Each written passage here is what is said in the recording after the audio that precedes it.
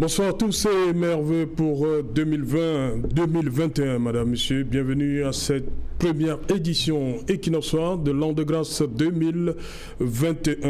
Nous sommes donc partis pour 2 heures d'émission pour ce tout premier numéro équinoxial de 2021.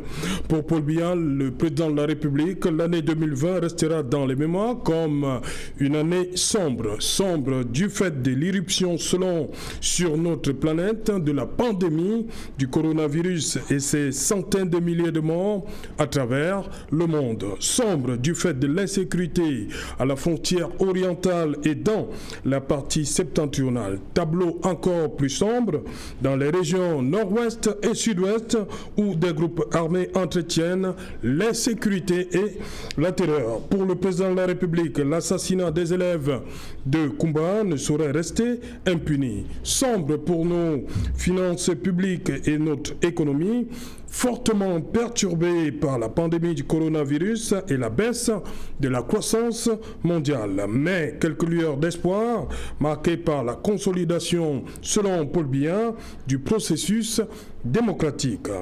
Année sombre, pas facile, mais pour le chef de l'État, l'économie camerounaise a conservé une certaine capacité de rebond. Grâce aux partenaires internationaux et dans l'hypothèse d'un recul de la pandémie, il est permis de penser qu'une reprise est possible dans les mois à venir. J'ai cité là le président de la République, Paul Biya. Madame, monsieur, tout à l'heure à 20h, c'est l'édition bilingue de cette journée fériée du journal qui vous sera présenté par le journal, c'est la bilingue, madame, monsieur. Tout de suite après, ce sera le débrief du journal et tout de suite donc, madame, monsieur, le fait du jour.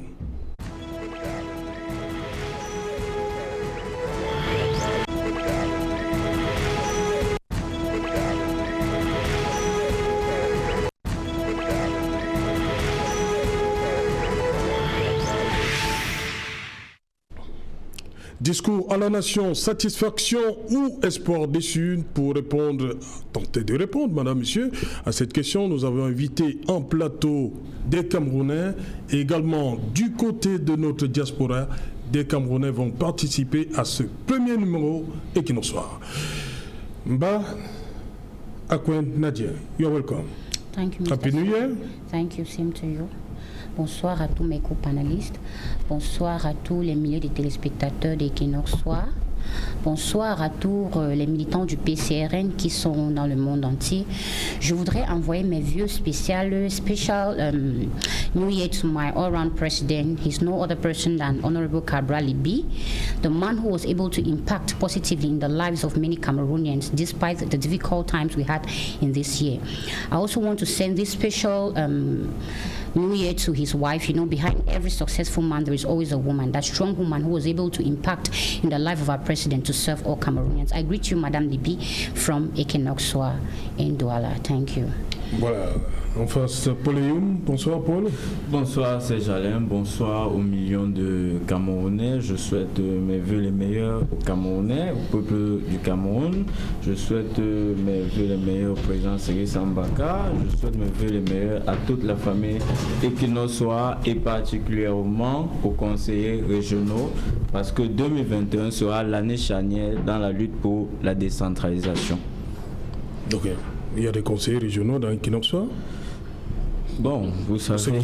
Vous souhaitez Equinox-Soir, particulièrement aux conseillers régionaux. Il y a des conseillers régionaux aussi. C'est vrai que je voulais dire je voulais souhaiter de manière globale aux conseillers régionaux. Je parle notamment à mon président de région Ballon Pierre, au questeur M. Camille Kindi, Mme Dedi Rebecca, et même d'autres élus d'Equinox-Soir. Vous savez, il y a des députés, il y a des maires qui sont dans la famille d'Equinox-Soir. Ce sont tous ces élus, particulièrement les maires, qui doivent se battre pour que nous ayons une réelle décentralisation. Parce que si nous loupons 2021, ce sera grave. En 2022, peut-être il faudra parler de fédéralisme. Ok. Didier Mkoa, bonsoir. Merveilleux. Merveilleux, je dis bonsoir à mes copanélistes. Je voudrais surtout envoyer mes meilleurs vœux au couple présidentiel parce que j'ai eu la bénédiction. Meilleurs vœux à monsieur. Vous les renvoyez parce que vous avez reçu le message ce matin. Oui, c'est les similitudes. Ah, okay. Oui. Je voulais aussi envoyer... Pour dire que vous avez reçu le message. Tout à fait. Ok. Je voudrais aussi envoyer mes meilleurs vœux 2021 à monsieur et madame Issa Chiroma, à tous les militants du FSNC. Si tu me permets, tu pourras prendre mon temps. Je voulais surtout rendre un vibrant hommage à Sa Majesté le Prince Choi Vincent Kemajou, qui a été élu par le Collège des chefs traditionnels de l'Ouest comme conseiller régional de l'Ouest. Vous savez, l'histoire ne se répète pas, mais l'histoire peut bégayer. Le prince Choi Vincent est le fils du prince Daniel Kemajou, le tout premier président de l'Assemblée législative camerounaise. Cette haute personnalité qui a eu l'audace, la ténérité, le courage, le 29 octobre 1959, il a dit non au Premier ministre Ahidjo. Il a dit non à sa requête qui voulait le plein pouvoir, dit-il, pour mater la rébellion dans le pays, dans la région Bamileke, dans la région Bassa. Il lui a posé au plein pouvoir d'organiser une table ronde inclusive où tous les fils et filles du Cameroun devaient parler du Cameroun, devaient parler de la situation du Cameroun. Et Serge, je le dis ici parce que si cette table ronde avait été organisée, je suis convaincu qu'on n'en serait pas là aujourd'hui avec le pouvoir anglophone. Donc c'est pour ça que je rends un vivant hommage à son fils. Je préfère aussi rendre un hommage à cette personnalité dont on ne parle pas assez, dont l'histoire est aujourd'hui enfouie dans le ciment de l'oubli. Et je suis convaincu que lorsqu'arrivera le temps de rédiger la vraie histoire du Cameroun, un mausolée sera réservé au prince Daniel Kemajou. Ok. Serge Gauthier Onanana, bonsoir, bienvenue, meilleurs vœux. Bonsoir Serge Alain, bonsoir à tous vos millions de téléspectateurs, meilleurs vœux à tous les Camerounais et les Camerounaises, principalement les militants du PURS, meilleurs vœux à nos copanélistes, au féminin, au masculin. Okay. Bien, votre président. Ah oui, Serge. Le secrétaire, comme vous appelez. Ah oui, Serge Espoir Matomba va très bien. Il a d'ailleurs reçu le prix du meilleur homme politique il y a quelques jours au Palais des Congrès de Yaoundé. C'est la preuve que et le PURS et notre leader, premier secrétaire, se portent merveilleusement bien. Ok, voilà. Nadia, je commence par vous. Le président de la République s'est exprimé hier. Qu'est-ce que vous retenez? Well, Mr. Sedge, when I listened to the end of your speech of our president, I was stereotyped. Because despite all what he invoked, I really was attracted to what he said about the Northwest and Southwest crisis. You know, he still went on with the blame game, which to me it is not necessary at this period. Because normally he was supposed to come out and bring out solutions to the problems of the Northwest and Southwest, but yet he continued blaming the armed group in the Northwest and Southwest and keep accusing them, which we had no solutions. You know, Cameroon is at emergent state that we need solutions, not blame game, because we have been blaming ourselves, like what happened in the Ngabu crisis, the Kumba massacre, but till date we have no resolutions. To me, I thought that the president would have come out and say, I am calling on a ceasefire, I am calling on a compromise, I am calling on an inclusive dialogue. That is what I really wanted to hear from all what he said. But despite all what he said, he kept blaming the secessionists and called them thieves and whatever.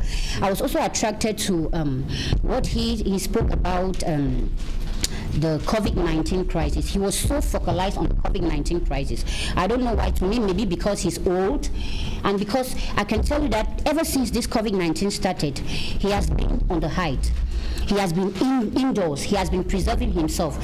So I thought that perhaps it is because he's old. That is why he focalized on the COVID-19 crisis. And he also spoke about the budget, which of the budget of the 2021 COVID-19 is up to 1 billion. He spoke of 1 billion, and that, according to the demands on the field, it might increase. So to me, all what he said didn't attract me. I didn't find something tangible to be able to recall that my president came out and he brought out something tangible for the population, because the population are focalized on the Northwest and Southwest. They wanted solutions. They wanted something better. But yet he came out and he said he's going to continue fighting the armed forces. He's going to continue fighting these guys. You cannot keep fighting your own children, because Yes, in a house or in a home, when children are fighting, you call them and you try to dialogue with them. He also spoke il dit qu'il ne fait que ça depuis octobre. Il appelle ces jeunes qui ont pris les armes à les déposer. He called them to drop their arms. Oui. If you want to call your children to drop their arms, you as the father, you start by example. He would have called out the military to leave that zone and said, okay, I have left. Children, put down. Vous parlez de démilitarisation? Yes, I talk of a ceasefire on the both parties. Oui. Because normally he was supposed to tell military come back and he said, okay, I preach by example. My children, I have left this zone. Qui est militaire au nord-ouest. I want a compromise. When we talk of compromise, the both party should come to when I talk of compromise, the both parties should give up. As a father, you are in charge of this country. The security of a country depends on you. Okay. So you will not come out and blame the children and you still want something to happen. Nothing will happen. And he spoke of those that are in charge of this crisis, that are living in the diaspora. He spoke of them and he said he's going to punish them. To me, it's funny because he knows where these guys have been for 4 years. He has done nothing. Okay. They speak aloud on social media. They are free and they do what they want. Nothing has happened. And I don't think that il a appelé les pays amis qui hébergent ces personnes à plus de responsabilités. Of course. He said when they'll be identified. Serge Gauthier va nous dire. He said when they'll be identified, he's going to punish them and they're going to answer for their crimes. Ok, merci. On va donc prendre la direction de les Pays-Bas. Pays-Bas, où nous attend Boris Berthold. Bonsoir Boris.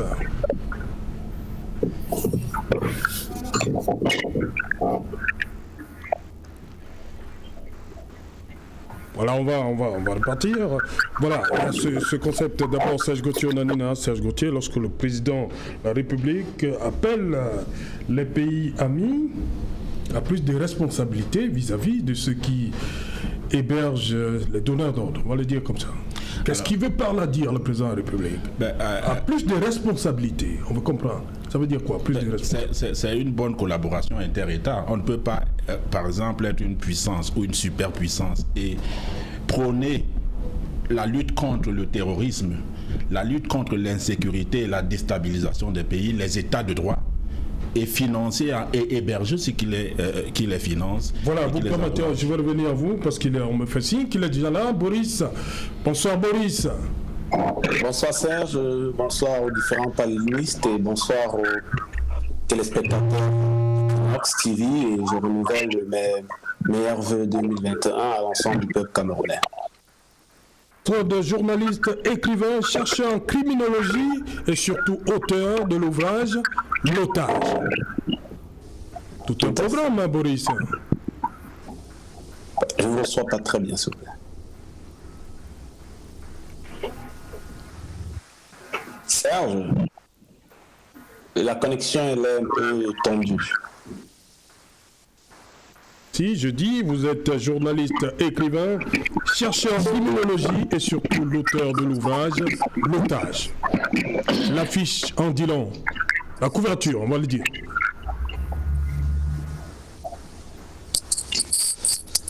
J'ai des petits soucis.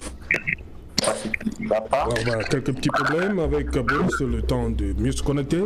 Voilà, continuez. Alors, j'étais en train de dire qu'il y a donc cet appel du pied que le président de la République lance aux pays partenaires, c'est-à-dire quand il parle de pays amis, ce sont les pays avec lesquels le Cameroun entretient des relations, des rapports de coopération.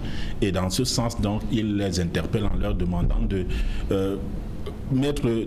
durcir le ton concernant tous les pays qui hébergent les potentiels financiers de la guerre ou de la crise anglophone, de ceux qui arment ces jeunes là-bas. C'est vrai que c'est une possibilité de solution, mais je ne sais pas si je dois revenir sur...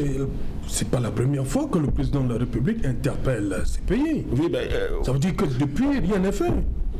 Mais vous savez, Serge, je ne vais pas répondre à la place et des pays et du président de la République, mais je dis, lorsque vous formulez une demande et qu'elle n'est pas elle ne trouve pas satisfaction, vous avez l'obligation, à défaut d'avoir le devoir d'insister, de persister, même de signer, de façon à ce que vous trouviez satisfaction par rapport à votre préoccupation. Mais je ne sais pas si cela pourrait être la solution au problème. Peut-être l'une des solutions, mais pas la solution. Et moi, je dois vous dire, concernant la crise du Nozo qui vient d'être évoquée tout à l'heure par la dame du MRC et du PCRN, il faut indiquer que moi, j'ai été un peu déçu parce que le président de la République a démontré qu'il est dans une logique de continuité. Évidemment, un chef de l'État doit être ferme, mais il doit aussi avoir une dynamique, il doit s'inscrire également dans une logique d'ouverture.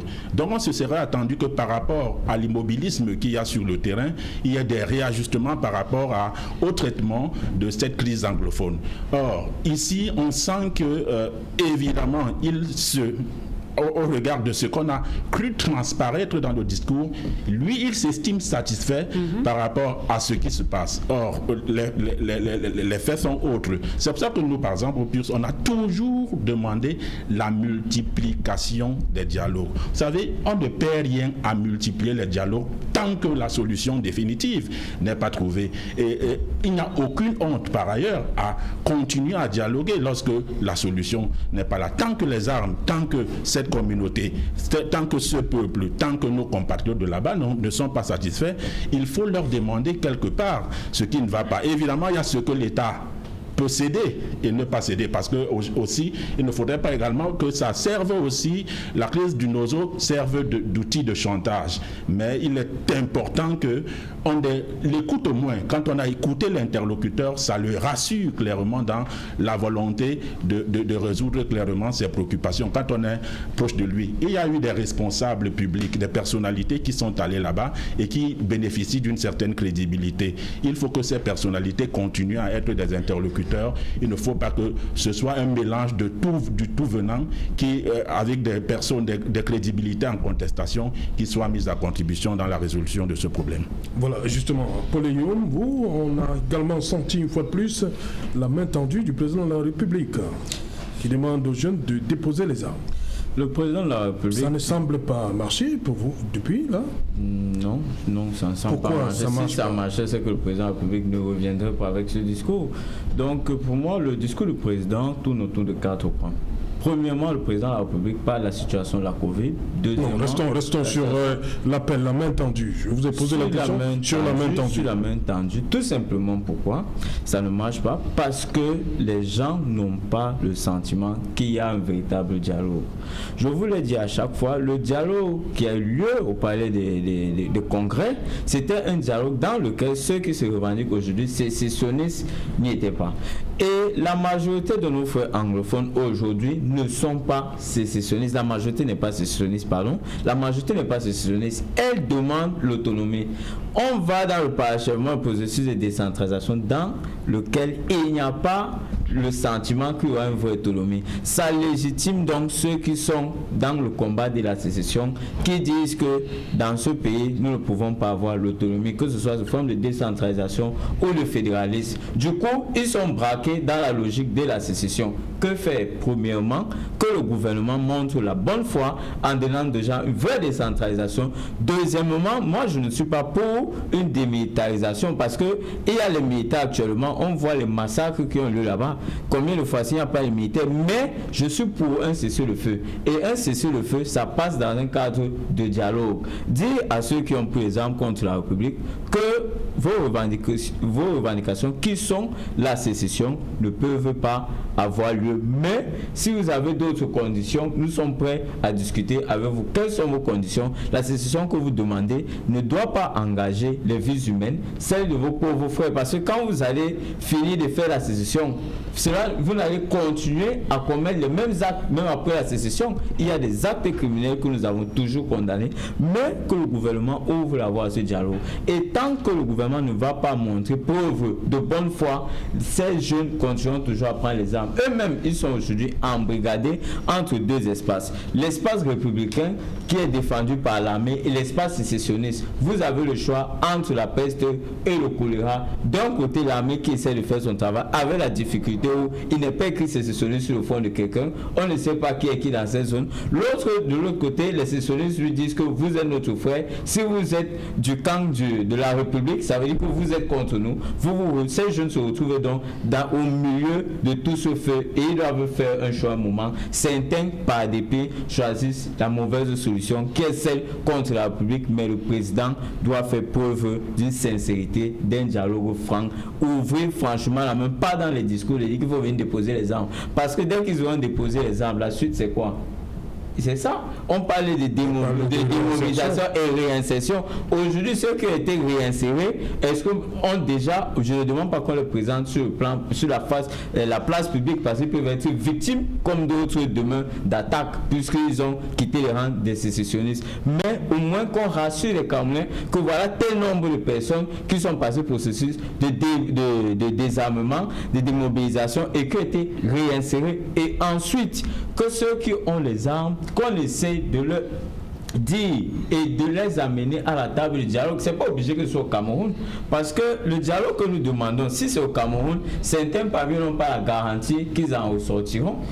Justement, c'est pourquoi les donneurs d'ordre qui sont à l'étranger veulent que ce dialogue se tienne à l'étranger. Le gouvernement n'a rien à perdre de dire ok, mais que ce soit la Suisse, comme on a cité la Suisse un moment, l'Afrique du Sud, nous sommes prêts à dialoguer, mais à une condition, qu'il n'y ait plus d'armes qui crépitent dans ces régions, le temps qu'on essaie de trouver des solutions politiques. Et moi, je refuse ce discours où on tue le problème politique qui est l'autonomie des régions pour le remplacer par les sécessionnistes. Parce que le président de la République, il ne parle que des sécessionnistes. Mais il ne parle pas du problème politique qu'on lui a posé depuis 2016, qui est celui de l'autonomie des régions. Tant que nous allons écarter le problème politique pour aller dans le conflit armé, nous ne trouverons pas la solution. Et c'est tout ça qui fait en sorte que ces jeunes ne sont pas rassurés. Montrons déjà notre bonne foi, mettons en place une vraie autonomie des régions. Disons que voilà ce que certains ont revendiqué. Ceux qui sont pour la sécession, voilà l'autonomie que nous donnons aux régions. Maintenant, revenez dans la République et laissez ces armes, parce que tous les groupes armés qui profitent de ces guerres, qui font le trafic de pétrole et autres là-bas, ils s'enrichissent des pauvres et tuent les pauvres populations qui en ce moment ont besoin de sécurité et de paix. Didier Imkwa, lorsqu'on écoute Paul Léon, il semble douter de la bonne foi du gouvernement. Mais une fois de plus, hier, dans le discours, le président a parlé de la bonne foi, la preuve de cette volonté d'ouverture et de dialogue de la part du gouvernement en libérant les ex-sécessionnistes et en procédant à leur réinsertion. Vous savez, il ne faut pas éluder l'histoire de ce pays. Parce que tout à l'heure, dans le premier jet de la parole, j'ai fait une immersion dans notre histoire. Et n'en déplaise aux iconoclastes et aux révisionnistes. Moi, je pense qu'il faut revoir l'histoire de notre pays. Parce que je viens de suivre mon ami Paul Léon. C'est vrai, c'est tout ce qu'il dit, c'est ce qu'on vit. Vous comprenez? Mais c'est les conséquences d'un problème qui est là. Ce qu'on ne veut pas nous dire, c'est qu'il y a un conflit entre la nature de l'État et la forme de l'État. Nous sommes encore là à discuter sur la forme de l'État. Je vais revenir toujours en 1959. Monsieur Ramadier arrive au Cameroun pour détruire l'UPC, qui exige d'abord la réunification des deux Cameroun avant l'indépendance. Voilà où part le problème. En 1959, le prince Daniel Kemajou, qui vient de céder sa place à Jean-Marie Mabaya comme président de l'Assemblée nationale, repose le même problème. Il dit à M. Aïdio, qui a besoin du plein pouvoir pour la construction de l'unité nationale, pour aller mater la rébellion dans la région Bamileke, dans la région Bassa. Il dit non, il faut une table ronde inclusive. Tous les fils du Cameroun, quel que soit leur parti politique, quel que soit leur sexe, quelle que soit la religion. C'est une exigence du prince Daniel Kemajou. Et si on l'avait fait, en ce moment-là, on ne serait pas là, je vous assure.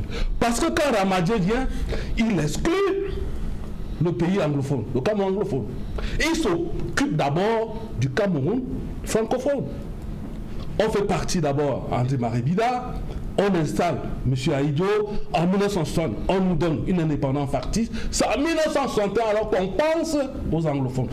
Le virus est déjà dans le fruit. Moi je pense que le président Aïdjo, le président Biya, qui est venu au Cameroun en 1962, 3 ans après, connaît très bien le problème. Lorsqu'on a 86 ans, Saint-Germain autour, 87 ans, on a peur de rien. On peut rentrer dans l'histoire. Qu'est-ce qui empêche de poser le véritable problème de la nature de l'État? Le Cameroun est un accident néocolonial, ou bien colonial. Oui. C'est là où se trouve le problème de la nature de l'État. Nous avons dansé sur les réseaux sociaux, sur les médias réticulaires, lorsque nous avions appris que les accords de coopération et de défense avaient été évacués. On ne sait pas. J'ai l'impression que ça a été des fantasmes. Il faut engager un véritable débat sur la nature de l'État. Avec tous les Camerounais. Moi, je discute tous les jours avec les UPCistes. Parce que les autres ne m'en tiennent pas à rigueur. Parce que je pense que là-bas, on a quand même des Camerounais qui ont été très très bien formés. Là-bas, si vous discutez avec les UPCistes fondamentaux, ils vous diront que tout ce que nous sommes en train de faire là, c'est comme si on voulait traiter du cancer avec le paracétamol. Il faut poser le problème de la nature de l'État. S'il faut discuter des accords de coopération, que ça ne se passe pas sur les réseaux sociaux, qu'on amène ça sur la table, que nous discutons ensemble sur la table. Voilà la seule condition, je peux paraître péremptoire, qui peut nous amener à construire une véritable construction, permettez-moi la tautologie, de l'unité nationale. Tout ce qu'on est en train de faire là, moi je me dis que c'est on est en train de mettre la chaux de la peinture blanche sur un vieux cimetière, sur un vieux caveau ou bien un vieux tombeau, mais je pense qu'il faut engager un véritable dialogue sur la nature de l'État. Voilà, Nadia, according to President Biya's speech, the government have shown very goodwill. Well, Mr. Sesh, before I go to your question, I want to add something. You want to ask? I want to add something to... You want to add? Yes, I want to add something. What Paul Youn have said? Yes, parce que vous avez dit que le gouvernement ou bien Paul Biya a eu une main tendue aux sécessionnistes, si je peux dire. Oui. Mais je vais vous dire, il a demandé he asked people in the diaspora, other countries, to be more careful. Now, I'll tell you on the 10th of November, le 10 novembre, the Secretary of African Affairs, Honorable Thibault, he wrote to the Cameroonians. Yes, he said he's going to deport Cameroonians in the US, and some of the secessionist names were included. So I don't know up to now if those guys came back, because I sat on the table of debate and we debated on this, and I was on the fact that these guys should come back and answer to their crimes. But now, it is now that the president, this is the first time I'm hearing him saying that those international bodies should be careful. What did he do when this note came out? Did he go in accord with them to be able to send back these guys? He did nothing. And non, c'est pas la première fois que le président appelle les pays qui accueillent, qui hébergent, comme il dit. D'accord, si ce n'est pas la première fois. Quand Thibault Nagui avait écrit, il a demandé qu'il va renvoyer les Camerounais. Oui. Qu'est-ce que le président a fait? Est-ce qu'il a accepté? Est-ce qu'il a appuyé une main pour dire que il a fait tout et tout pour qu'on renvoie ce gars? Ok. Pour moi, permettez, je crois que cette fois-ci c'est la bonne. Bonsoir une fois de plus, Boris Berthold depuis La Haye. Bonsoir Serge, bonsoir aux panélistes d'Equinox TV, bonsoir aux téléspectateurs et meilleurs vœux à tout le peuple camerounais. Berthold, je l'ai dit, journaliste, écrivain, chercheur en criminologie et surtout auteur de l'ouvrage L'otage. La couverture en violon. On voit le président Biya et professeur Maurice Kamto. Rapidement, en quelques secondes. Si vous voulez, l'otage, c'est un ouvrage qui traite de la confrontation politique actuelle, et le discours de M. Biya hier illustre très bien ce clivage et cette confrontation qu'on a dans le système politique camerounais entre deux acteurs, notamment Maurice Kamto, le président national du MRC, et M. Biya. C'est donc un travail sur les 2 ans qui ont émaillé la vie politique camerounaise, à la fois en termes de violence, à la fois en termes de débat, à la fois en termes d'activisme au sein de la diaspora, dans l'optique en fait d'archiver, de contextualiser tous les mouvements politiques et toutes les dynamiques politiques qui sont en cours. La thématique ce soir, elle est liée en fait au discours du président hier à la nation. Pour vous, vous êtes satisfait ou bien il y a des éléments que vous auriez aimé entendre de la bouche du président qui malheureusement n'ont pas été évoqués hier? Et lesquels? Si je ne peux pas dire que je suis satisfait parce que ce soit dans le fond ou dans la forme, le discours de M. Biya est à l'image des précédents discours depuis ces 2 dernières années. C'est-à-dire que si vous prenez ce texte, à l'exception des paragraphes qui portent sur le Covid-19, il n'y a véritablement rien de nouveau. C'est-à-dire que ce discours sur le dialogue qui n'est pas tout à fait vrai, parce qu'on sait très bien que les discussions qui ont été engagées il y a plusieurs mois avec Sissoko Ayoutabé ont été interrompues. L'ouverture sur les sécessionnistes, c'est pas du tout vrai. Ils n'ont pas pris part au dialogue national. On remarque très bien dans le contenu qu'il n'y a pas en termes de perspective économique des statistiques sur l'emploi, sur l'enseignement supérieur, sur l'éducation, et même également il a du mal à dresser un bilan de l'année 2020 parce qu'il n'y a pas de chiffres. Or, un discours de fin d'année pour un chef d'État, c'est un discours où il dresse le bilan et il donne de nouvelles perspectives à la fois politiques, à la fois économiques, culturelles et autres. Donc, il y a dans le fond déjà toute cette absence et en réalité, ça traduit la vacuité et même l'échec du système dans lequel on se trouve. Ça montre très bien que M. Biya n'a plus rien à proposer. C'est de ça qu'il est question. C'est pourquoi le discours est vide. On peut épiloguer sur le dialogue, la crise anglophone et autres, mais il n'abordera jamais les questions de fond parce que en l'état actuel de son gouvernement, ils sont incapables d'apporter des solutions crédibles au peuple camerounais. Voilà, merci Boris d'être passé aujourd'hui. Je sais, vous avez un programme hyper chargé, on va donc vous libérer. Merci une fois de plus et merveilleux Boris. Meilleur Serge, au revoir. Vous continuez donc cette volonté. Le gouvernement dit qu'il fait beaucoup d'efforts, mais de l'autre côté, on ne peut pas sortir de la brousse, comme a dit le président. Comme j'étais en train de dire que, comme Thibon a dit, l'assistant des affaires africaines en Europe, il a fait une lettre, il a demandé qu'il va rapatrier certains Camerounais et le nom de certains commanditaires de cette affaire au Nozo était inclus. Mais jusqu'à présent, moi, je n'ai pas vu l'effort du président d'aller vers cette personne et dire, ok, travaillons main à main pour que ces gens rentrent au pays et puis qu'ils répondent à leurs actes. Moi, je ne l'ai pas vu. Et secondement, je vais vous dire que le gouvernement a un laxisme selon ce problème. Parce que c'est inadmissible qu'il y a toujours people keep dying. People have died. The Anglophone crisis keep prolonging since 4 years. But there is a laxitude and I feel pride in his speech. I still feel pride because a father, parce qu'on peut dire le président c'est le père de tous les Camerounais. En tant que papa, est-ce que toi tu n'es pas fatigué de voir les enfants mourir? There is supposed to be a compromise, but I still saw pride in his speech. I still saw a man who is not ready to come to a compromise. So to me, there is they have not been doing effort. Actually, to me, they are happy. There are some people who benefit from this crisis, and they do not want this crisis to stop. They are praying day and night for this crisis not to stop. And I think that it is a failure to the side of the government, and I am not satisfied. Ok, vous n'êtes pas satisfait, vous.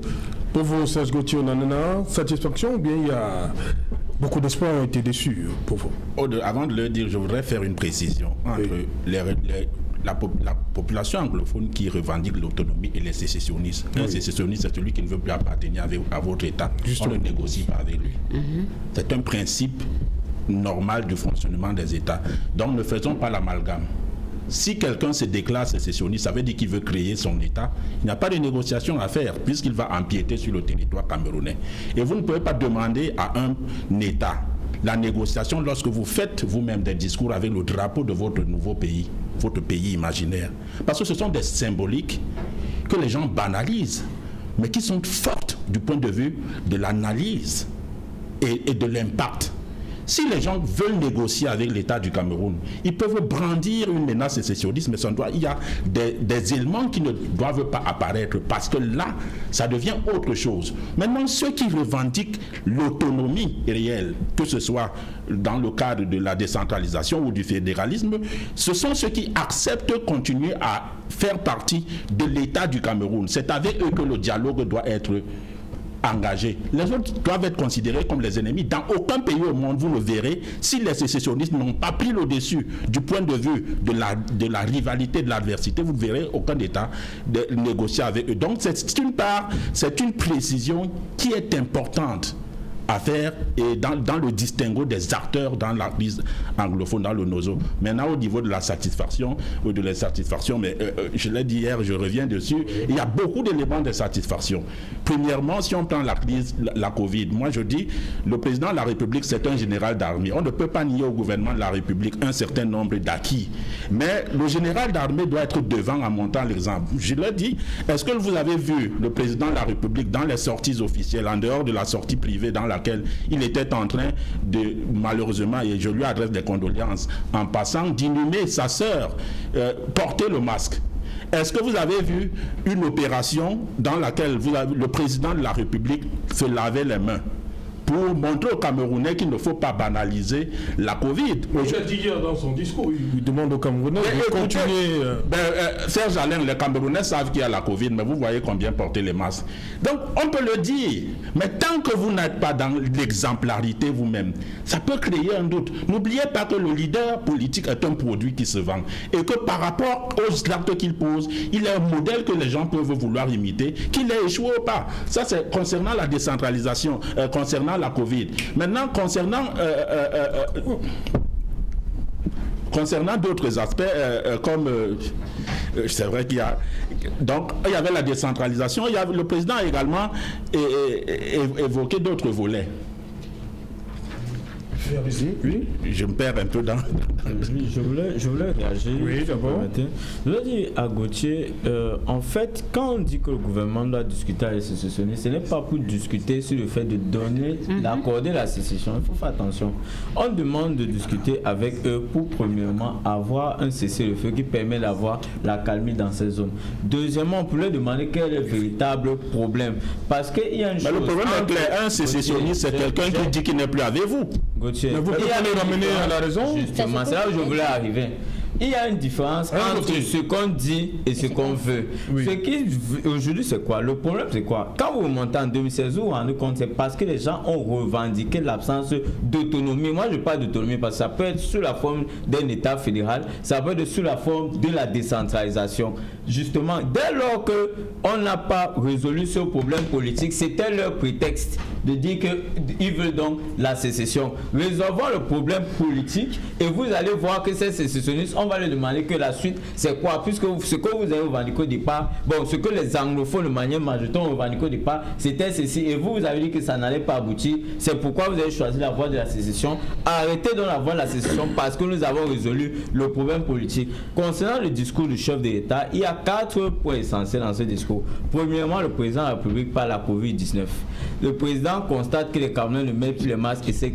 Et ça montre ce que Boris Breton a dit, je le salue en passant. Le président Biya, à chaque fois qu'on l'écoute, j'ai l'impression d'écouter un citoyen lambda. C'est comme si c'est moi qui parle. Il fait seulement les constats. Il constate. Il ne donne pas le cap à suivre. Vous allez voir que deuxième point... Il a demandé de continuer à respecter les mesures barrières. Bon, si on ne respecte pas les mesures barrières, la suite c'est quoi, monsieur Otto? Quelles sont les mesures qui sont prises pour pouvoir sanctionner ceux qui ne respectent pas les mesures barrières? C'est ça un dirigeant. C'est ça, non. Quand le président vient s'adresser au peuple camerounais, il vient rendre compte et dit ce qui a été fait. Il ne vient pas faire les constats comme nous tous. Parce que si les constats, chacun même dans sa chambre pour constater que le Cameroun va pas mal. Je rappelle que le président de la République, lors de son discours en 2013, avait dénoncé la corruption des fonciers jusqu'il avait posé la question. Nous avons tout. Mais pourquoi ça ne marche pas? Ce n'est pas au président de lui poser la question. C'est à lui de répondre au Camerounais, de dire pourquoi ça ne marche pas. Le président ne vient pas lui poser les questions. C'est nous qui lui posons les questions. Okay. Et quand on entre dans ce genre de jeu de communication, vous voyez donc qu'à la fin, le président, il sort dans une statue d'un chef d'État qui est venu constater comme tous les citoyens, sans rassurer les Camerounais que voilà ce qui va être fait. Peut-être dans la deuxième partie. Oui, je vais revenir sur les autres éléments. Permettez de repartir tout de suite en Europe. On nous attend Wilfried et Kanga, plus précisément à Paris. Bonsoir Wilfried. Serge Alain, bonsoir à tous les téléspectateurs d'Equinox TV, bonsoir à tous ceux qui sont sur le plateau, bonsoir à tous les Camerounais. C'est un grand honneur de mettre le 1er janvier. Merci, c'est un plaisir renouvelé à chaque fois d'être avec vous. Wilfried, permettez que je vous lise ce petit passage du discours du président. Vous êtes d'accord? Oui, bien évidemment. Par ailleurs, l'on doit regretter que quelques-uns de nos compatriotes, regroupés autour d'une personnalité dont les ambitions avaient été déçues lors de la dernière élection présidentielle, aient profité des difficultés sécuritaires et sanitaires pour tenter de susciter une insurrection faussement appelée marche pacifique. Grâce à la maturité du peuple camerounais, ces marches ont heureusement été poursuivies. Wilfried Ekanga, est-ce que vous vous reconnaissez dans cet extrait du discours? Quand je dis vous, c'est votre formation politique. Non, je ne m'y reconnais pas du tout, mais par contre, je reconnais très bien Paul Biya parce que dans la rhétorique d'arrogance et de suffisance qui le caractérise et qui a d'ailleurs créé les crises que nous avons actuellement, notamment dans la région anglophone, il n'y a aucune remise en question. Voilà un président qui vous dit que la démocratie ne s'exprime pas dans la rue, ça s'exprime uniquement par les urnes. C'est très faux. L'essence même de la démocratie, le démoscrate, signifie que le peuple se manifeste et on ne dit pas au peuple comment il va se manifester. L'un n'exclut pas l'autre. Ça peut être dans les urnes, ça peut être dans la rue. Les marches du MRC n'étaient pas dites pacifiques, elles étaient pacifiques, c'est un constat. Parce que si elles n'avaient pas été pacifiques, Paul Biya, dans son discours, vous aurez dit quels étaient les actes de violence que les militants du MRC qui ont marché ont commis envers d'autres Camerounais. Il n'y en a pas. Il n'y en a pas un seul. Il n'y a pas le moindre exemple. Et donc, dans la rhétorique justement d'un État qui a banalisé la violence et qui veut faire un transfert de culpabilité pour donner l'impression que les victimes sont les coupables, on crée une connotation qui n'a rien à voir avec la réalité. On dit des marches dites pacifiques. Les marches étaient pacifiques. Et le pacifisme, la marche et la manifestation par la rue est consacrée par toute démocratie, y compris par la Constitution camerounaise. Ceux qui n'ont pas respecté la loi, ceux qui n'ont pas respecté la démocratie, c'est ceux qui ont pensé que quand vous prenez la police, les gendarmes et que vous intimidez la population, vous avez raison de toute façon. C'est ça que Maurice Kamto, lui, par contre, a évoqué dans son discours comme étant le droit de la force. Au lieu de dire le droit, c'est-à-dire la pertinence, la légitimité qu'un peuple a de revendiquer ce qui ne va pas pour lui, on a dit la force en disant au peuple « je t'ai tapé, certes, je t'ai fouetté, certes, mais tu n'as pas le droit de manifester, tu n'as pas le droit de te plaindre contre cela, tu n'as pas le droit de t'insurger contre ces mauvais traitements ». Donc l'approche est conforme à ce qui a été évoqué sur le plateau concernant la crise anglophone. On fait des solutions de surface alors qu'il y a des revendications réelles sur le terrain qu'il faut évoquer. Donc de manière générale, le discours de Paul Biya n'est absolument pas conforme à la réalité camerounaise actuelle. Vous voyez qu'il n'y a eu aucun événement du mois de décembre qui a été mentionné. Tout porte à croire que le discours a été élaboré au plus tard fin novembre et que on a fait lire à Paul Biya ce qui était écrit et on n'a pas trouvé le moyen d'insérer les récents événements. Il n'a donc pas mentionné le pacte de conciliation qu'il a lui-même signé avec les zones anglophones, soi-disant pour résoudre le problème. Il n'a pas mentionné l'utilité de la SOCAMIM qu'il a créée, puisqu'on nous a dit que les accords ont été rompus avec les partenariats, avec les partenaires européens coloniaux. Donc peut-être que la SOCAMIM ait la possibilité pour le Cameroun d'exploiter ses propres ressources. Mais il n'a pas évoqué ça, il n'y a aucun éclairci dessus. Il n'a pas évoqué sa nouvelle réforme des retraites que lui-même n'applique pas par sa propre personne. Il n'a pas évoqué l'accident de Nziki Nemeki qui s'est déroulé il y a quelques jours à peine. On est donc face à un président totalement anachronique qui, après y avoir consacré 5 minutes au Covid-19, n'a pas non plus évoqué, vous l'avez vu sur le discours de Maurice Kamto, les détails avec la pertinence, avec la complication du nouveau Covid, de la nouvelle mutation qui est cours actuellement. En fait, le discours ne parle pas d'aujourd'hui. Le discours parle non seulement de manière creuse des événements à tort et à travers, mais ne se focalise pas sur la réalité quotidienne. Et le discours donne l'impression, sur l'extrait que vous avez lu il y a quelques instants, qu'en démocratie, on peut vous fouetter, on peut vous tabasser, mais vous devez attendre les élections pour vous plaindre quand vous êtes fouetté, quand vous êtes tabassé. Relisez le compte rendu du professeur Alain Foguet sur les traitements qui se sont passés dans les géos camerounaises et qui se passent encore à l'heure actuelle. Vous avez des gens à qui on attache la main sur le pied, qu'on tabasse copieusement et qui saignent par leurs orifices génitaux. On dit à ces gens-là que le changement, c'est en 2025, c'est aux prochaines échéances électorales que je dois me rendre compte que mon corps fait mal et que parce que j'ai marché pacifiquement, je n'ai fait de mal à personne. Parce que les mêmes gens qui disent que ceux qui ont tiré dans la brousse et ils peuvent rentrer dans la société, être réinstallés, s'insérer et redevenir Camerounais. Mais moi qui ai simplement marché sans tirer sur qui que ce soit, sans faire de mal à personne, on m'attache le bras au pied, on me tabasse, on me fait saigner de partout, on me met les mains dans les yeux comme on l'a fait à M. Nelson Tala.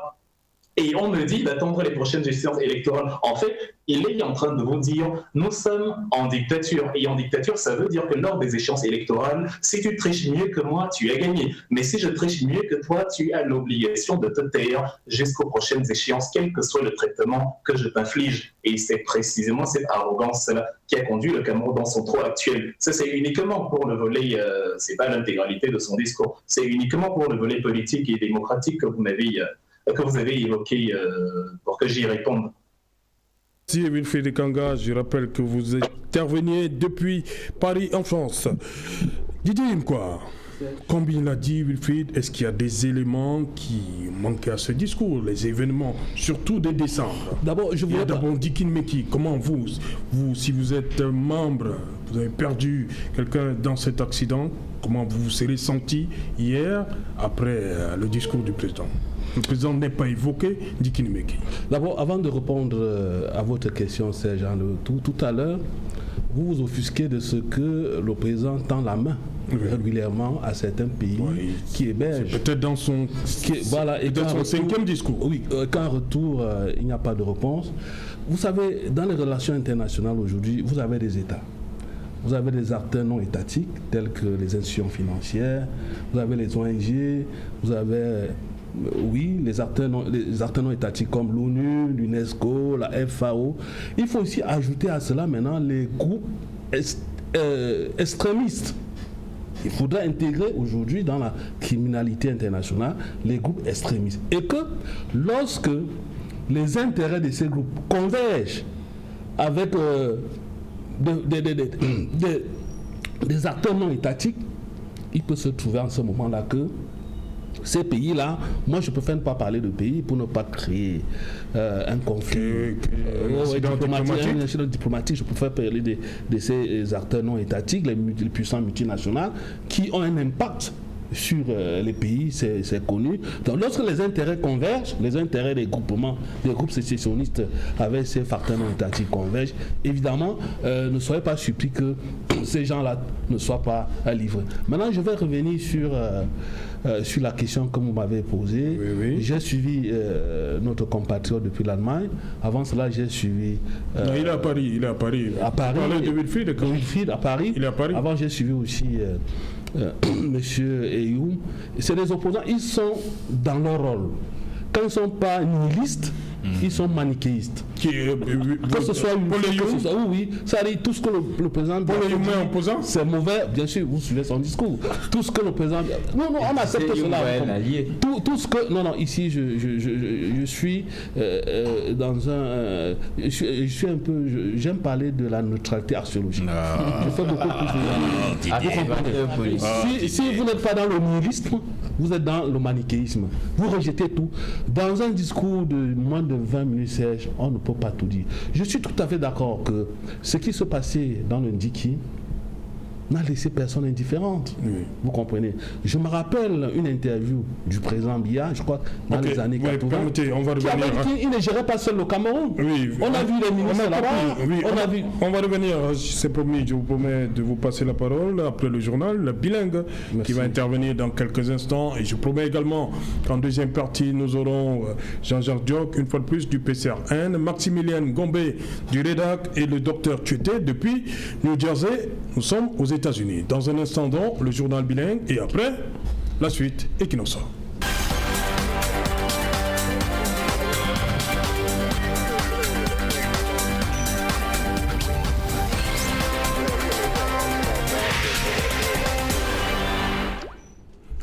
Retour sur le plateau Equinox édition spéciale, toujours en compagnie de Didier Yimkwa du FSNC, Akwen Nadia du PCRN, Serge, j'ai failli dire Serge Espoir Matouma, Serge Gauthier Onanina du PURS et Paul Eyoum de l'AFP. Madame, Monsieur, nous allons prendre tout de suite la direction de Bordeaux où nous attend Maître Martin Longo. Bonsoir Maître, bienvenue, merveilleux à vous. Bonsoir, Monsieur Serge Alain Autou. Bonsoir, Monsieur Serge Alentou. D'abord, je tiens à vous remercier de m'inviter à nouveau pour participer à cette émission. Je voudrais, bien entendu, d'abord adresser mes ardents vœux au président de la République, son Excellence Monsieur Paul Biya, à la Première Dame, Madame Chantal Biya, et à leur famille, des vœux de santé, des vœux de bonheur, et je voudrais aussi à la communauté camerounaise, de l'intérieur comme de l'extérieur, présenter tous les vœux les meilleurs pour l'année 2021.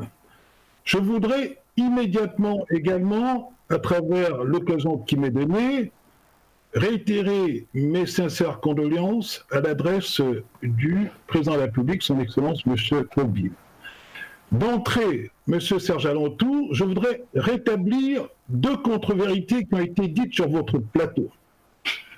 Je voudrais d'abord préciser l'objet du discours de vœux présidentiel, qui est une tradition à laquelle, encore une fois, le président de la République a sacrifié dans un exercice tout à fait remarquable, dans une allocution moderne, concise, très claire.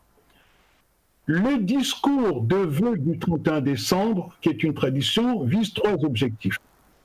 Le premier objectif, bien entendu, c'est de rappeler, à travers l'année écoulée, donc 2020, la situation à la fois sociale, la situation politique, la situation économique du pays. Et ensuite, dans un discours de vœux, comme l'a si bien fait le président de la République, son Excellence M. Paul Biya, le président doit effectivement faire part de sa vision globale du Cameroun et du monde. Et enfin, donc, adresser ses vœux. Vous verrez que ces trois objectifs ont été parfaitement respectés par le président de la République. C'est ainsi qu'il a commencé par dérouler la crise sanitaire Covid-19, avec hélas son lot de drames, que le président n'a pas manqué d'ailleurs de souligner, en qualifiant d'année sombre l'année écoulée et toutes les conséquences humaines que nous connaissons. Il a aussi souligné l'impact sur l'économie et la société. En bon père de la nation, le président de la République a rendu un vibrant hommage et ses remerciements au personnel de santé, notamment les médecins, les infirmiers. Et surtout, toujours en bon père de famille, le président de la République a rappelé les précautions sur des mesures, on va dire, sanitaires fixées par le gouvernement en rappelant au peuple camerounais de les respecter. Et le président, très cultivé comme on le sait, nous a fait plonger très rapidement dans l'histoire des épidémies à travers la Première Guerre mondiale pour rappeler les conséquences des épidémies et surtout évoquer la responsabilité de l'homme face à certains drames, notamment, y compris le Covid-19, en indiquant, sans le développer, que l'on pourrait s'interroger sur certaines expérimentations, et moi je le dis, certainement ou sans doute des expérimentations bactériologiques, et surtout le président a aussi rappelé la conférence de Paris sur le climat. Mais de manière très précise, le président a rappelé au peuple du Cameroun qu'il fallait qu'il respecte les mesures barrières, c'est-à-dire lavage des mains, port de masque.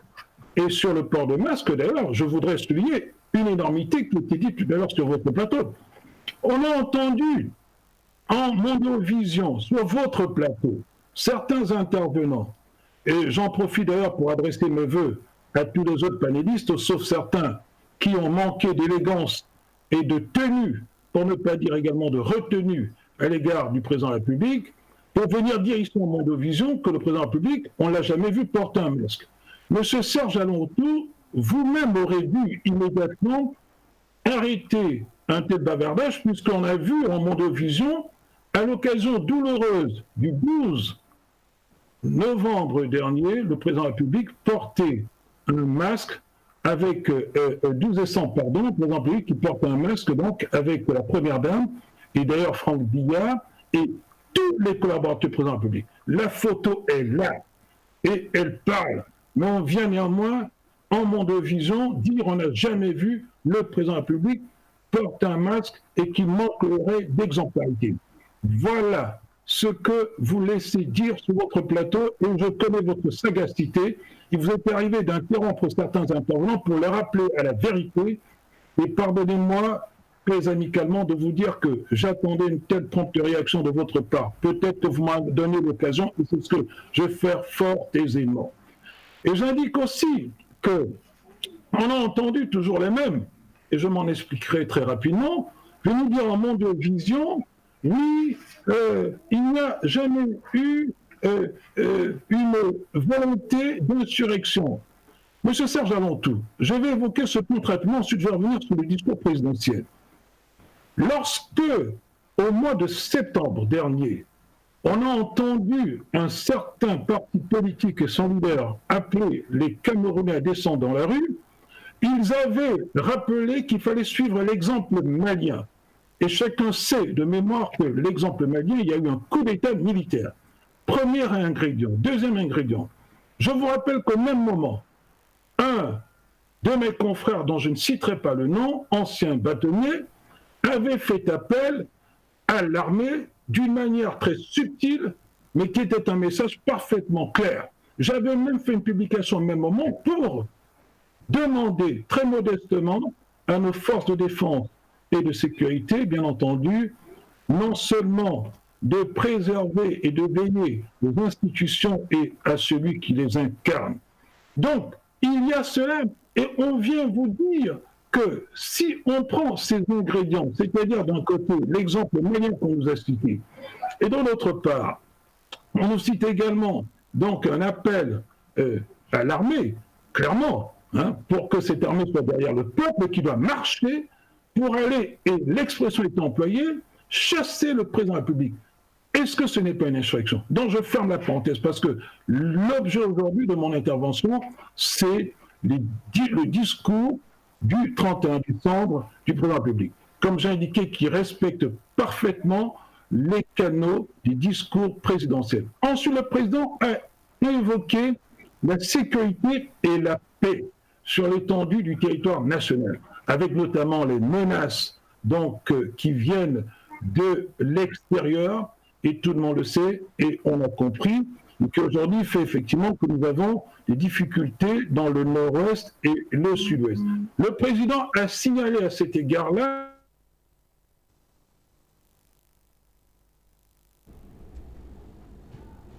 Voilà, c'était Maître Martin Longo, avocat au barreau de Bordeaux. Voilà, vous allez répondre à Maître Martin Longo tout à l'heure. Il intervenait pour le compte du RDPC, Maître Martin Longo. Rapidement, Serge Gauthier Onanina. Alors, je vais commencer par dire à Maître Martin Longo que je ne lui renvoie non plus, je ne lui adresse non plus les vœux, parce que si je fais, c'est un exercice dans lequel on peut exceller, et vous verrez que les Camerounais nous... Vous avez manqué d'élégance à l'endroit du président. Je suis désolé, Serge Alain Retour, si le président de la République arbore un masque dans un événement privé, alors qu'il a attendu dans un événement public dans lequel, et il y en a eu, Dieu seul sait qu'il y a eu plusieurs événements publics antérieurs aux obsèques de sa sœur, et je lui adresse mes condoléances, il y a matière à s'interroger. Quand il reçoit les ambassadeurs au palais, bien que la distance soit respectée, du point de vue de l'acte et de l'intention, de l'objectif de la communication, le président de la République aurait dû porter le masque au moins de le baisser. Mais on a quand même constaté que lorsqu'il s'est agi de sa sœur, on n'est pas là pour faire le procès. Donc il fallait rétablir. Et je l'ai dit, je l'ai indiqué hier, je crois que Maître n'a pas regardé l'émission d'hier, où j'ai indiqué que le président de la République a exceptionnellement porté le masque lors des obsèques de sa sœur. Or, ce n'est pas là-bas qu'il a attendu, le président. C'est une situation privée. Le président est une personnalité publique qui appartient aux Camerounais. Et c'est pendant cette action de communication qu'il est attendu, pas dans des affaires privées où on nous dit les photos de ceci ou de cela. En quoi ça impactait sur le Cameroun? Pour poser la question à Maître qui parlait tout à l'heure. Il a également indiqué que le discours du président de la République a respecté les canons. La question n'est pas celle du respect des canons, la question est celle du contenu dans le respect des canons. On sait qu'il y a un bilan qui est toujours fait, on sait qu'il y a des vœux qui sont adressés, on sait qu'il y a une vision globale du Cameroun et du monde. Mais quel contenu on met dans tout cela? Lorsque, par exemple, si on va rapidement, si on évoque la décentralisation, on sait que la décentralisation est en procès au Cameroun aujourd'hui. Tout le monde a constaté et a critiqué le fait que, y compris dans le RDPC, ce soit les mêmes qu'on ait repris et avec lesquels on recommence. Alors on se serait attendu que pendant que cette décentralisation est donc en procès, décriée et incertaine, vue comme peut-être pas la solution, que le président de la République donne des orientations à faire responsables des régions, mais également des maires, propose, faire des recommandations pour que ça rassure ceux qui sont sceptiques. Cela n'a pas été le cas. Le président de la République a justifié notre santé démocratique à travers sa jeunesse. Il a dit que s'il y a un ensemble d'insatisfaction aujourd'hui, c'est parce que notre démocratie est jeune. Je peux donc opposer à mettre le fait que dans le continent africain, sur le même continent, il y a des démocraties qui sont plus avancées que les nôtres avec le même âge. Avec le même âge. Donc, c'est ce que vous permettez, l'émission n'est pas terminée. C'est une édition spéciale. Madame, Monsieur, on revient après la pub pour la suite et qu'il en soit spécial. Chers consommateurs des produits du groupe SABC, nous voici rendus au terme de l'année 2020. Une année au cours de laquelle vous avez démontré une grande résilience. Résilience face à la pandémie Covid-19, résilience face à la situation économique et sécuritaire de notre pays. Parce que vous êtes notre raison d'être, nous avons choisi d'être à vos côtés à chacune de ces situations, à travers nos différentes actions sociales réparties sur l'ensemble de nos régions. C'est également avec vous que nous accueillons l'année 2021. Une année qui sera davantage marquée par plus d'innovation de notre part et que nous vous souhaitons pleine d'espoir.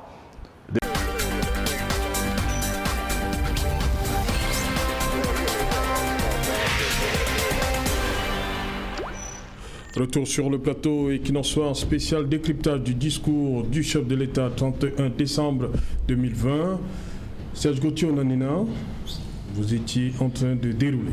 J'étais justement en train de dérouler en indiquant que le président, dans la suite de son discours, a évoqué la démocratie comme un projet en construction, et je vous ai dit tout à l'heure qu'on peut lui opposer des cas de figure en Afrique avec le même âge dans lesquels la démocratie est avancée. Donc pour vous, la jeunesse de notre démocratie, c'est pas une excuse? C'est pas un prétexte, puisque les autres qui, Serge Alain pour parler comme au quartier, ont des avancées démocratiques supérieures aux nôtres, n'ont pas du sang bleu et ne marchent pas avec la tête. Ce sont des humains et curieusement ce sont des Africains. On peut citer le Sénégal comme un exemple en la matière. Donc on se serait attendu à ce que le Ghana et autres.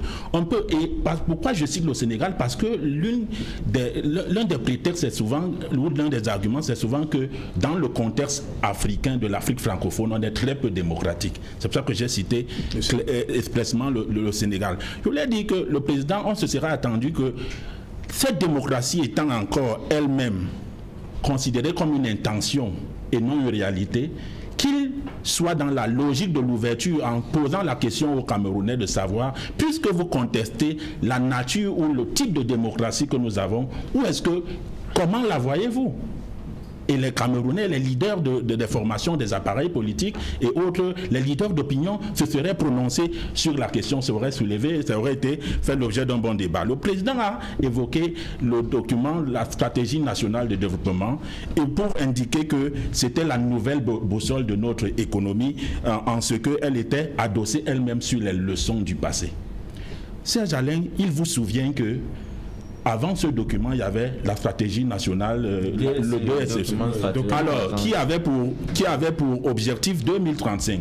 Avant, il y a un autre document qui y met un thème. C'est un aveu d'échec clair de ce que la politique économique qui a été mise en place n'a pas fonctionné. Évidemment que ce n'est pas mauvais de reconnaître ses erreurs, mais il faut les reconnaître publiquement. Le président a annoncé la poursuite d'un développement inclusif et des réformes indispensables.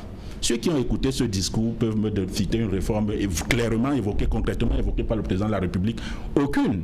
Dire qu'il y aura des réformes indispensables relève tout simplement de la rhétorique aérienne. Parce qu'il aurait pu dire dans la santé nous ferons ceci, en économie il a dit on va faire un effort de combattre le secteur informel. En faisant quoi? Puisque lui-même dit que notre économie a subi des turbulences liées à la Covid et planifie une croissance de 8 à 8%. Sur la base de quels indicateurs de l'économie? Quels sont les outils qui seront utilisés pour qu'on passe d'une croissance qui a du mal à dépasser les 5, ou atteindre les 5,2% pour miraculeusement atteindre 8%? C'est autant de questions qu'il faut se poser. Et sur la crise Renault, pour sortir, le président de la République, on a senti qu'il est dans la continuité plutôt que dans une logique de continuité, alors qu'il aurait été dans une logique de réajustement. Parce qu'il y a une situation sur le terrain qui démontre tout le contraire de ce qu'il pense et de ce qu'il dit. Ok. Voilà, madame, monsieur, nous allons donc prendre tout de suite Maximilienne Ngombe. Bonsoir, Maximilienne Ngombe. Bonsoir, Serge.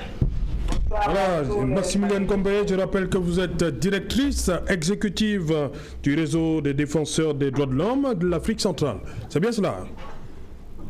C'est bien cela. Merci de m'avoir donné la parole. Je voudrais, n'est-ce pas, au nom du REDAC, présenter tous les vœux les meilleurs à toutes les Camerounaises et à tous les Camerounais, et spécialement à tous ceux qui sont arrêtés innocemment et qui croupissent dans les prisons depuis le nord-ouest et sud-ouest et depuis les marches pacifiques. Je sais que l'image n'est pas bonne parce que je suis en duplex, mais ce qui nous intéresse, c'est le son. Alors, par rapport à votre thème d'aujourd'hui, je voudrais simplement dire clairement, il faut le dire clairement, que depuis un temps, nous voyons très bien qu'il y a dans le gouvernement, n'est-ce pas, certains qui sont devenus un camp conservateur, et c'est le camp conservateur qui a gagné parce que pour nous, le discours qui a été écrit, et il faut le dire clairement aux populations, c'est pas la peine de ressasser tout le temps le président de la République dans le président de la République. Il faut dire clairement aux populations que le camp conservateur, n'est-ce pas, du gouvernement, a gagné parce que ce discours, c'est ce qu'on entend tous les jours, n'est-ce pas, de leur bouche. Ils ont répété seulement ce que nous entendons depuis. Donc, c'est la première chose, il faut le dire. La deuxième chose, avant de commenter sur le fond, je voulais relever quelque chose que j'ai suivi tout à l'heure pour dire à M. Yamoual que les acteurs étatiques ne sont pas les pays amis. Il ne faut pas confondre les acteurs non étatiques et les pays amis. Les pays amis sont les pays amis. Les acteurs non étatiques, ça peut être les institutions internationales, ça peut être la société civile, ça peut être la justice, ça peut être les médias. C'est ça qu'on appelle les acteurs non étatiques. Donc, quand on est sur le plateau pour édifier les Camerounais, il faut faire attention, n'est-ce pas, à tout mélanger. Par rapport au discours, je ne vais pas rentrer sur le Covid-19, par exemple, on aurait souhaité quand même que le président de la République aille juste plus loin que cela, c'est-à-dire que nous avons vu qu'il y a eu un audit qui a été demandé.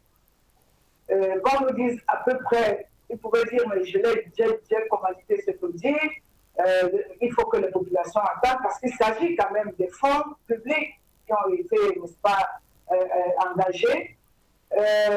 Pour les questions, n'est-ce pas, des droits humains, là encore, nous pouvons clairement dire que le déni, n'est-ce pas, d'accepter le recul des libertés fondamentales et le déni, n'est-ce pas, de lutter concrètement, n'est-ce pas, contre l'impunité, montre à suffisance que le gouvernement du Cameroun, malgré que lors de la 66e session de la Commission africaine des droits de l'homme qui s'est tenue il y a seulement un mois, ils ont, n'est-ce pas, fait tout un rapport. On ne voit pas, n'est-ce pas, leur volonté politique, n'est-ce pas, à aller vers ce qu'eux-mêmes ils ont ratifié, n'est-ce pas, tous ces textes-là, les instruments internationaux tels que la charte et le pacte international relatif aux droits civils et politiques. Maintenant, sur la question du nord-ouest et sud-ouest, les votes en guerre ont écrit le discours, je ne vais pas commenter cela parce que ça sent très très mauvais. Ils ont écrit le discours, ils nous ont démontré une fois de plus que le peuple, n'est-ce pas, des petits soucis avec Maximilien. Promis, on va reprendre Maximilien avant la fin de cette édition spéciale. Didier Mkwa. Oui, je voudrais d'abord... Maximilien dit qu'il ne faut pas confondre les États avec les organismes que vous avez cités. Là. Je ne sais pas si elle m'a bien suivi. Je lui ai dit que dans les relations internationales, il y a des États, il y a des acteurs non étatiques, comme les institutions financières, comme UNESCO, UNESCO, ONU, c'est très nombreux. Il y a maintenant les multinationales. Il y a maintenant les groupes extrémistes. Je ne sais pas pourquoi ils se sentent touchés.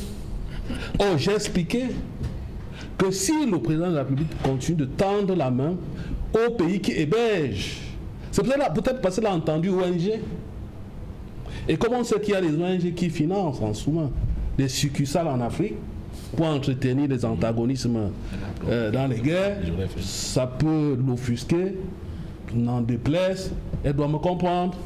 Et je dis donc que c'est dans la criminalité internationale. Vous pouvez interroger, par exemple, Boris Berthaud. Il est en train de préparer une thèse en criminalité. Donc, quand les groupes extrémistes, leurs intérêts convergent avec ceux peut-être des multinationales, mais cela va de soi que le pays, qui est la cible, connaîtra des problèmes.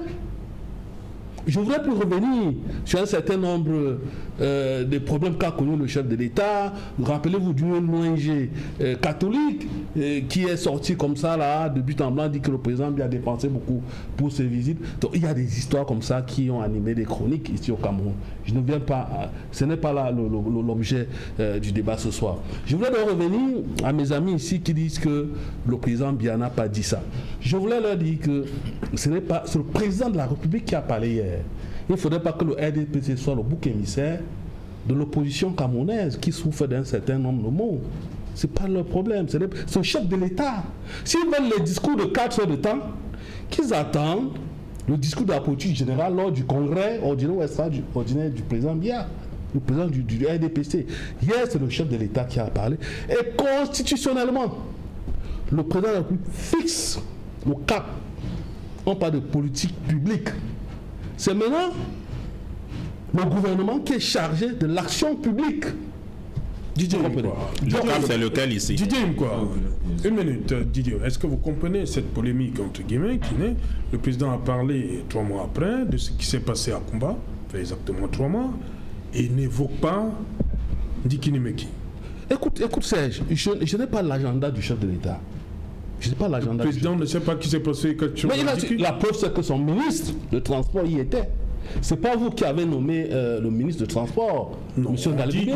Il y était. On dit évoquer. Écoutez, je ne sais pas ce que ça aurait changé s'il avait évoqué dans son discours. Vraiment, je ne sais pas. Peut-être de façon symbolique, mais son ministre était là. Son ministre a pris les dispositions.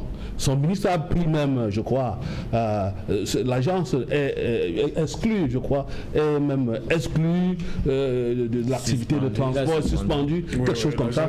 C'est vrai que personnellement, moi je pense que il faut aller plus loin. parce que les raisons, les facteurs, les moteurs accidentogènes sont connus. L'empreinte, lorsqu'on parle aujourd'hui des routes nationales, l'empreinte écologique est très élevée, due au fait que c'est des routes qui sont dépassées. Lorsqu'on les construisait il y a ça 20 ans aujourd'hui, on avait plus besoin des routes bidirectionnelles. Et en tant que, lorsqu'on regarde, je fais des analyses sous le prisme de l'écologiste que je suis, je pense que lorsqu'on a la chance, le privilège d'avoir un pays où les villes peuvent être reliées par les eaux, on peut développer le transport fluvial pour réduire l'empreinte écologique. Ça, c'est ma façon de voir. Donc, moi, je pense que j'ai même eu à discuter avec un délégué départemental de transport, je ne vais pas le citer ici. Je lui ai dit que la décision qu'a prise monsieur le ministre de Transport, c'est une décision pour moi qui ne va pas dans le sens d'une solution durable.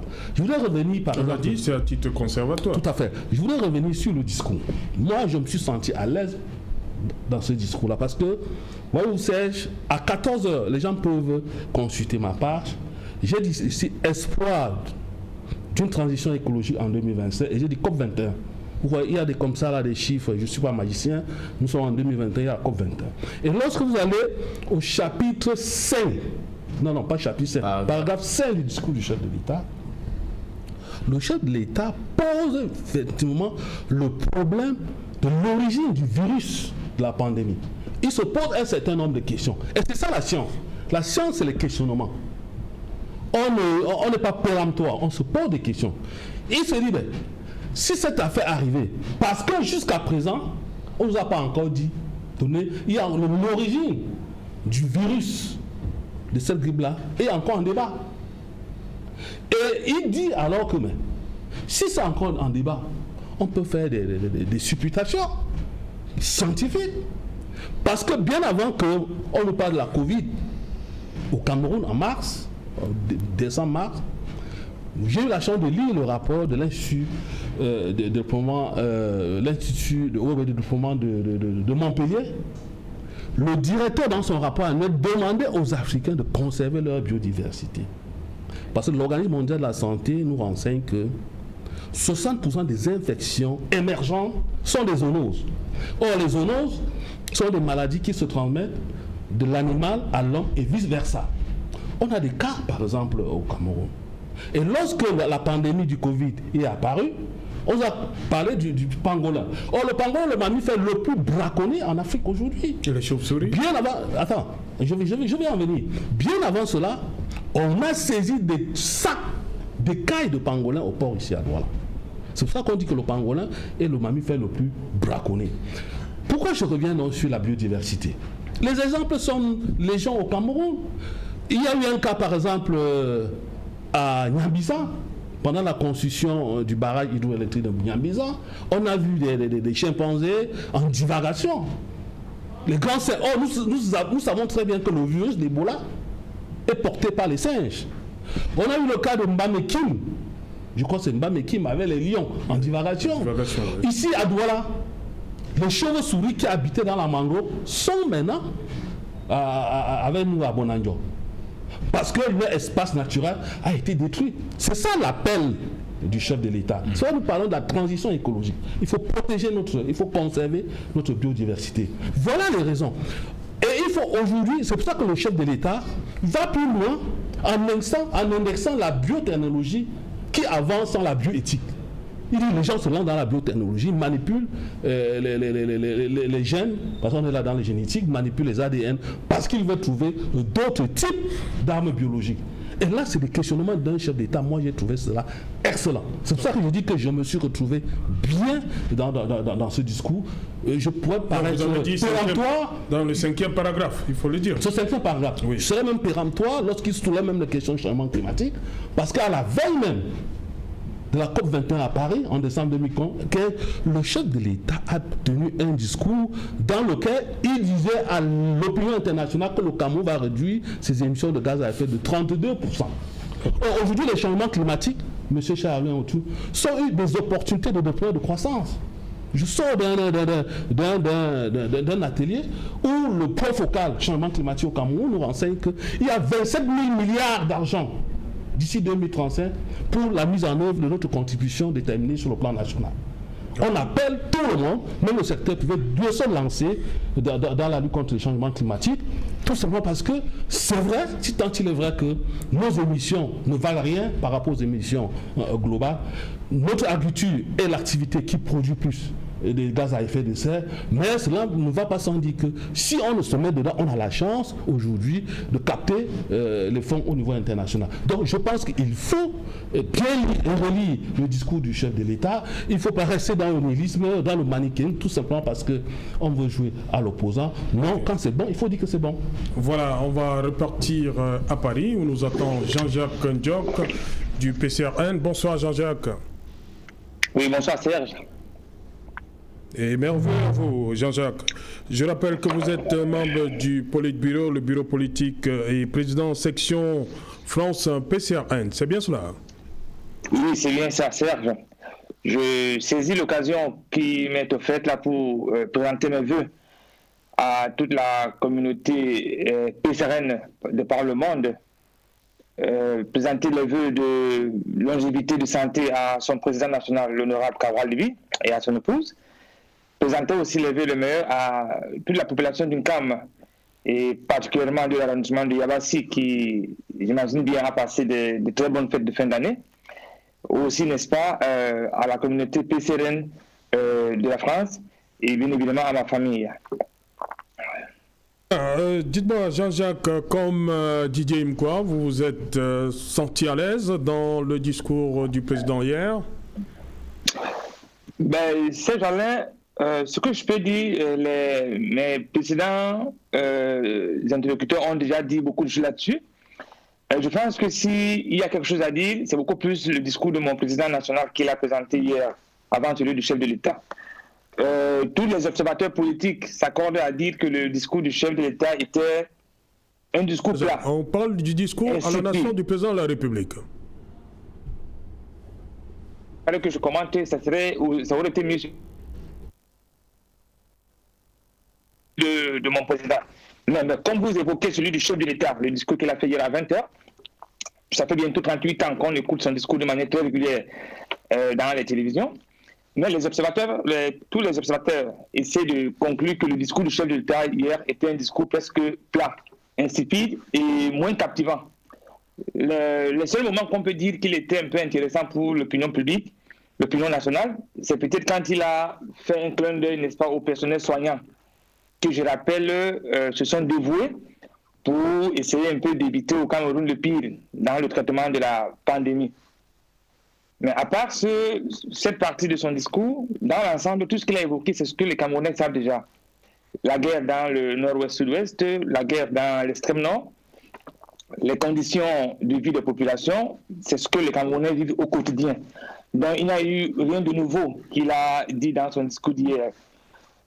Seulement, ce qu'on peut encore observer, comme les Camerounais ont de l'imagination, ils ont changé le DCE en SDN.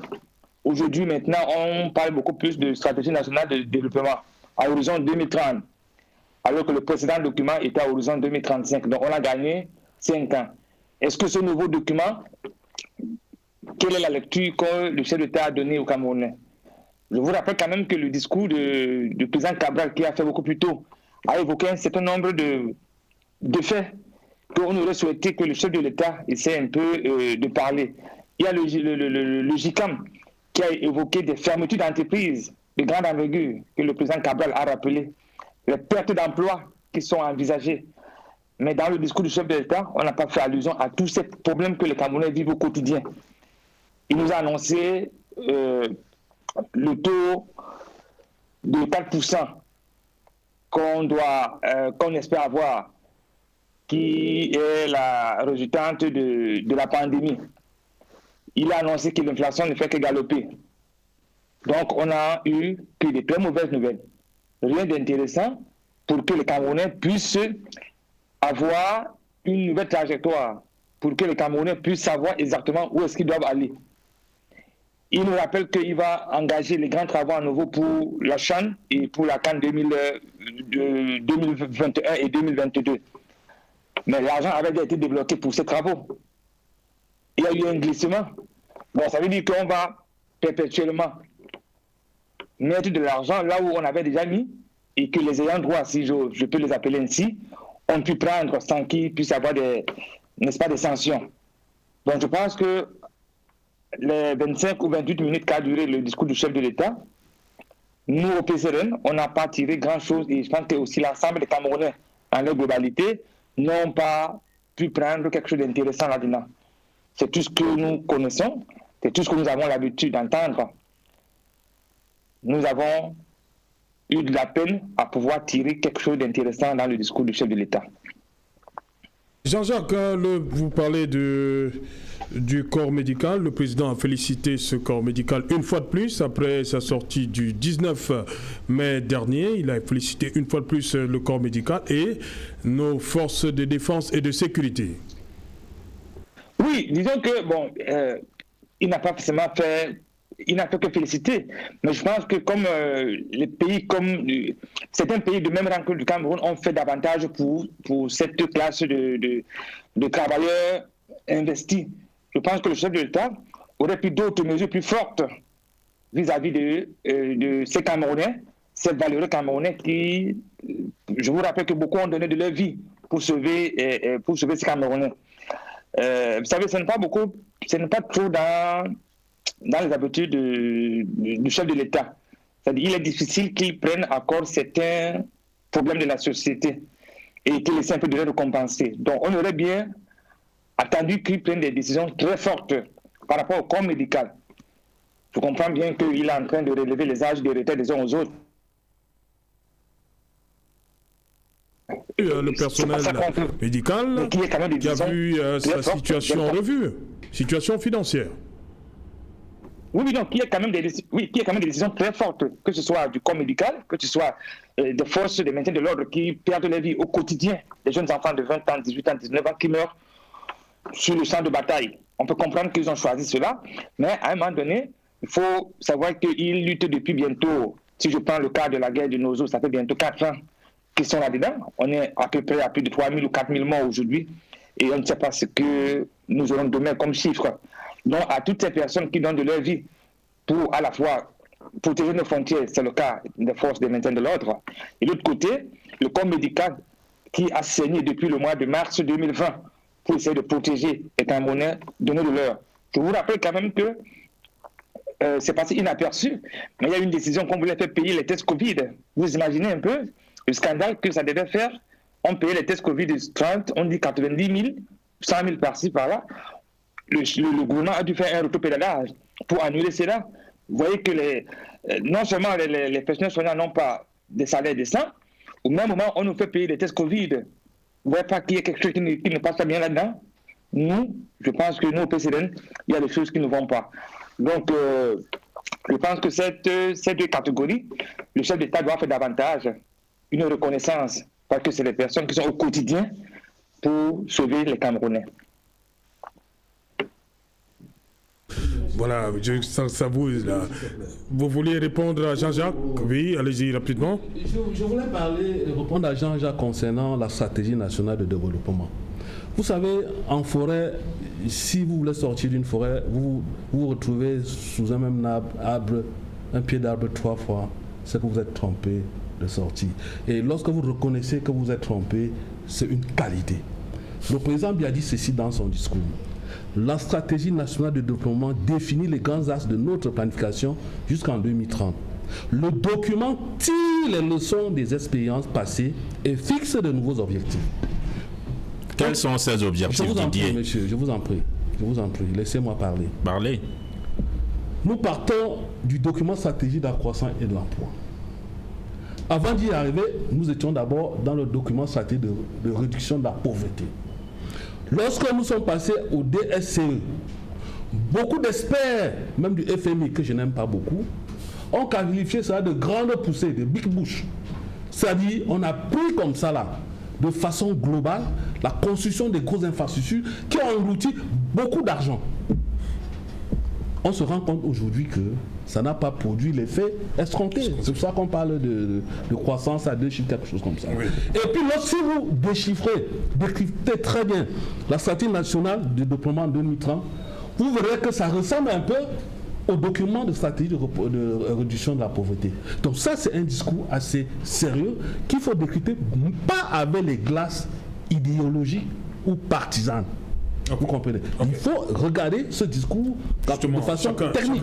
Chacun en 30 secondes. Hein, Jean-Jacques a posé un problème. Le président a une fois de plus salué la bravoure du personnel de santé ainsi que de nos forces de défense et de sécurité.